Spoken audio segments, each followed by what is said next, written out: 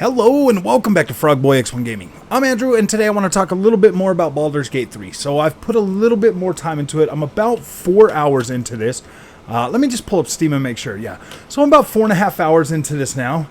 And wow, this game, like the more you play it and the more you learn about this, the more it just kind of stands out.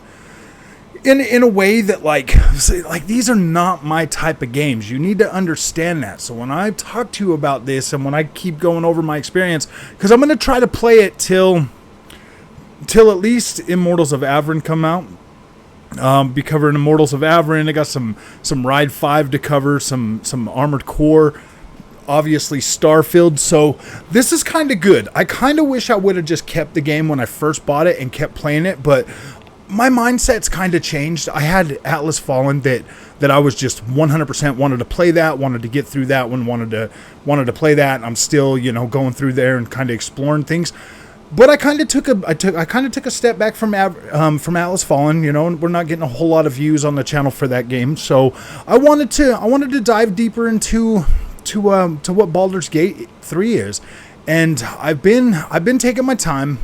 I'm not just like rushing through things, I'm reading things. I am definitely after my whole little fiasco with the druid lady and the whole camp getting slaughtered. It kind of let me go back from that point before all of that happened, and I kind of handled that a different way because I got like I was my whole team was destroyed when that happened, but so I kind of went at it a different way. And it's kind of got me on some like branching paths. So I don't know. I mean, if you remember like the little green face girl in the beginning of the game, I thought I'd lost her. I thought I'd completely lost her. But I ran into her again, and she was like hanging in this cage thing, and there was some tieflings or whatever they're freaking called. They were gonna take her out or whatever. I convinced them to leave, but then I went over a little bit and I found this ruins type thing, and I fought a whole bunch of people, like some grave robbers or whatever the freak they were. And then when I went back, she's gone. Now I can't find her. Now I'm like, oh my gosh, dude, like what happened to her? And this game is insane. I went into this cave and I found this owlbear. I was like, are you kidding me? And I was able to like talk my way out of it and been like, oh yeah, I'm like, yeah, that was pretty cool, man. There's like some cool stuff in this game that I'm like starting to be like, I stumble upon this little camp with a bunch of freaking goblins in there, and they roasted me. It feels like every time I turn around, I'm getting wrecked. But at the same time, I'm learning like some valuable lessons, which is pretty cool. I'm starting to see things. Like there's like traps on the ground. This game is like so overwhelming. It's not even freaking funny. Like it's overwhelming. Like it just feels like this whole like. Whoa, like everything's like coming at me like really fast. I walk up and there's these two dudes talking to this lady, and the little voice thing in my head told me, yeah, the lady's lying. So I called her out, and she's like, you better be careful when you come to me for my help. I'm like, oh my gosh, man. So it's like everything like feeds into every single thing. Like this game feels like there are so many spider webs of connecting branching paths that like this game, literally you could probably play this probably forever. You could make different choices, and well, I don't know if you could play it forever. I mean, you could probably get some good playtime out of this game. Some good playtime. I take out those dudes, I go back down, I drop this rock through the floor. That didn't do nothing. I'm just standing there like, okay, what? So I go over and I knock on the door, and this dude's like, oh yeah. I'm like, hey man, this guy needs some bandages. So he lets me in, and we take him out. Then I pick the lock, and there's a bunch of I got my butt handed to me again, man. Like this game is absolutely freaking cool. The stuff that you can get into in this game, I'm over the whole combat thing. Like I'm getting used to that now. Like the combat thing doesn't bug me as much. I'm still having some problem like closing the gap to like do attacks and stuff like that. Like that's kind of starting to irritate me because like the last fight I got in, almost everybody had ranged attacks toward me, and I have one freaking ranged attack person that can shoot.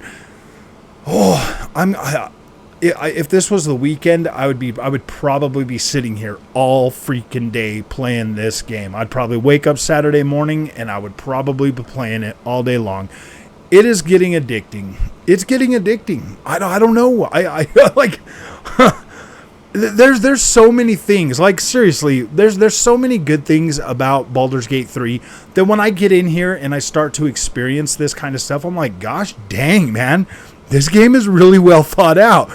The stuff that I'm getting into, you know, like the not commentary, but like being able to like the comment choices and stuff, the dialogue choices, very, very cool. Like this is pretty freaking cool. I like the characters so far. I mean, my barbarian, man, I set this dude up to make him look as funny as possible. And he's actually kind of growing on me, man. Like the hairdo's kind of growing on me. I got like the white pointy hair with the little tassel things like streaming down. And I'm like, you know what? It's kind of growing on me, man. It kind of just fits the dude's look, you know, I don't know, man. Like I haven't felt like this for a new type of genre game, you know. Like I've played a little bit of Divinity of Original Sin. I think I played like 3 hours of that. I was okay with that one. I feel like that one was a little bit easier, and I feel like the exploration part of that was a little bit like more open-ended than what it feels like right now with Baldur's Gate 3. Well, Baldur's Gate 3, there's like so many branching paths on this map that I'm on, and it's not a bad thing by any means, but it's like you'll be like walking and it'll be like it'll look like just a cliff wall, and then you'll walk over and it'll be like, hey, push A, and then you climb up the wall, or you'll like try to climb through a little hole. Or this is cool, man. Like I like this game. I like this level design. I like the camera, the movement of the camera. You can move the camera any way you want. If you want it third person, you can make it third person. If you want it literally aerial straight top down, you can do that. You can have it anywhere in between. This is a very, very good crafted game. Like I'm starting to really enjoy this. Like it's starting to suck me in. Like I'm grateful that I decided to pick this up again. I've got tomorrow, Thursday, Friday, Saturday, Sunday, I'll be playing this game. So for at least the next 4 days, maybe even some Monday, for the next couple of days, I'll be playing it for like a couple hours, you know, still making like video content, stuff like that for the channel. But overall, I want to give this game, you know, at least a weekend. I want to give the game a full weekend with this, like I would do with any other game, you know, any other AAA banger that I would jump on and force myself to finish. I want to see what I can accomplish with this. I'm actively excited about Baldur's Gate 3 now. I went to work today after playing a couple hours last night. All I could think about it was today. The only reason I didn't get more time with it today is because I had to go to the dentist. I had to get a tooth pulled. And then my face was like super numb, so I was just sitting here playing it, you know, after I got back. But then my wife wanted to go to the store, so we had to go get stuff for the kids to go back to school. So yeah, man, Baldur's Gate, freaking awesome. This game is pretty freaking cool, man. I think that this game here is like that perfect one to get me into these CRPGs. So now I can I mean, it's beautiful, so it's easy to love. It's one of those ones that just like there's so much going on in here. Like I feel like this is pretty dang good, man. Like I don't even play these games a lot, and I can appreciate just how good this is. I can appreciate it. I can definitely appreciate it.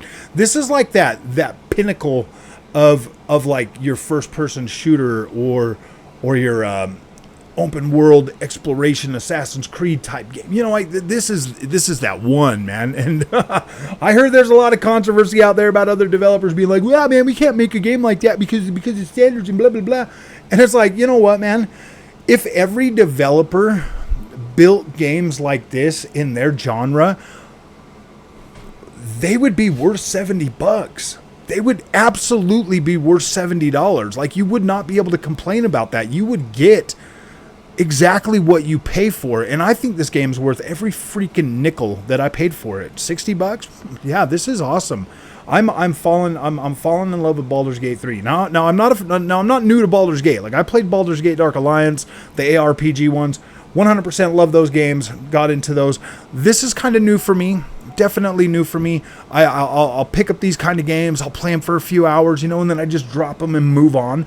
Well, this one here is not that way. This one here is kind of, I think a lot of it has to do with the camera too. Being able to move the camera into like third person. That right there is like really helping me like appreciate the high quality visuals of this game. So it's kind of making it a lot easier.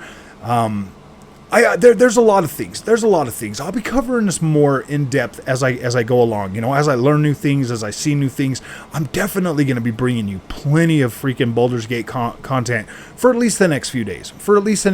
Once all these other games start coming out, they will 100% whisk my attention away from Baldur's Gate. Maybe you never know. You never know.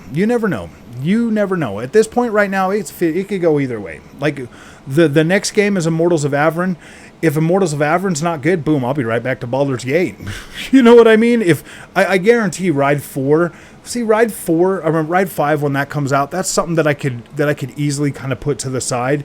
I don't get a whole lot of views on the channel for that, and I usually just buy those for my own personal, like when I feel like it. I play TT Isle of Man maybe once a week. So I think it would probably be the same with Ride 5. Ride 5 will definitely at least get that first day. But then after that, then we'll go over to Armored Core and then Starfield, of course. So Baldur's Gate will probably get, you know, some more playtime before we get to Starfield. Starfield is something that I'm definitely going to put some time into.